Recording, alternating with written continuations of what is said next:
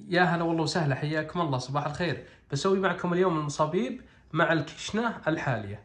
هذه الطريقة جدا معتمدة، المقادير بالضبط راح تعطيكم نتيجة جدا ممتازة. وراح نشرح شوي تفاصيل. عندنا حليب طازج ولبن طازج، وعندنا دقيق القمح.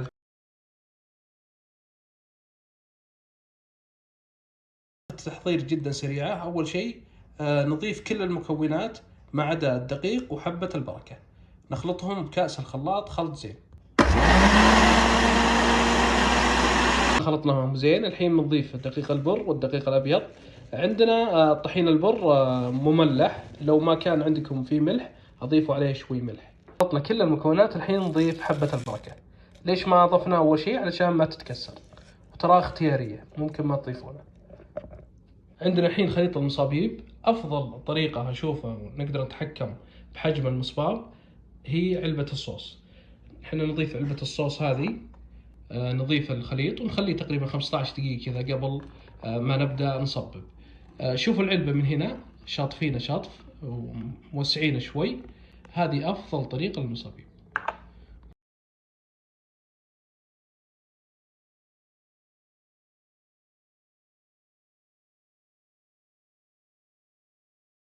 على بال ما خليط المصابيب يجهز بنسوي الكشنة الحالية. هذه أفضل شيء تقدمونه مع المصابيب. بصل، سمنة طبيعية، سمنة بقر، وعندنا سكر وبهارات الكشنة بحط لكم صورة له، وهيل وقرفة. شوفوا الطريقة.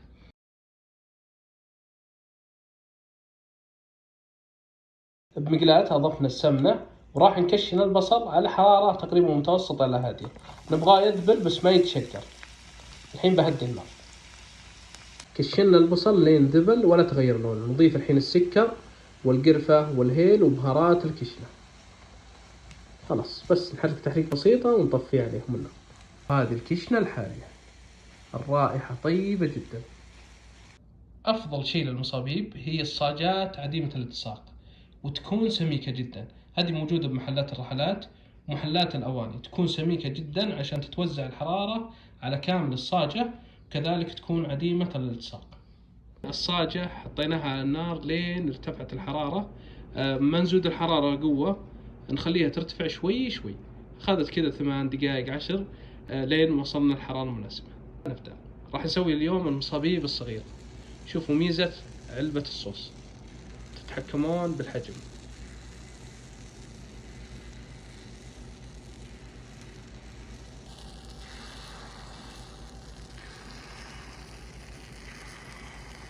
على طول ما تاخذ وقت. شوفوا اللون ما شاء الله.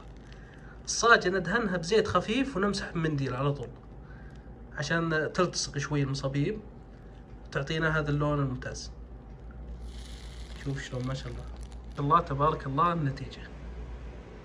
أفضل درجة حرارة 200 درجة مئوية للمصابيب. بسم الله. الحين بنحط المصباب الكبير. المصباب الكبير بالطريقة هذه.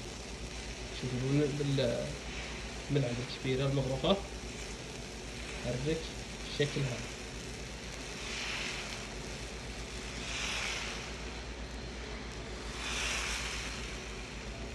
شوف المصابيب الصغيرة نصفهم بالطريقة هذه على شكل وردة. كل واحدة على جهة بالتساوي. شوف شلون الشكل. هذا المصباب الكبير.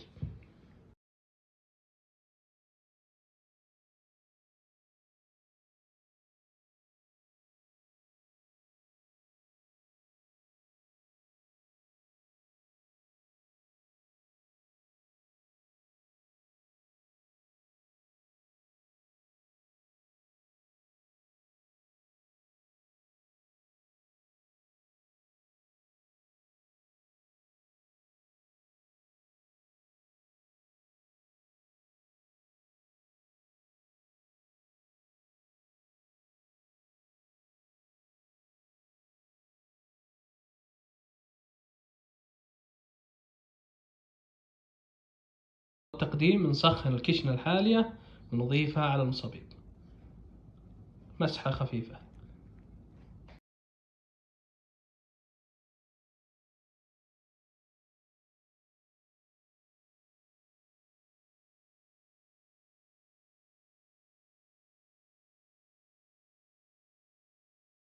لما جرب المصابيب بالكشنة الحالية فاته الشيء الكثير.